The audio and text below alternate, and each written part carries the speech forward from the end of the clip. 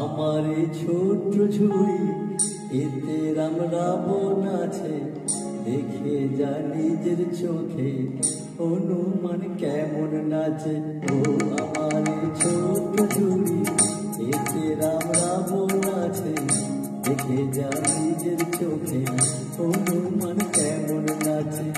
এ সুযোগ পাবে না আর, বলো ভাই কি দাম দেবে, পুতুল নেবে গো পুতুল নেবে গো পুতুল।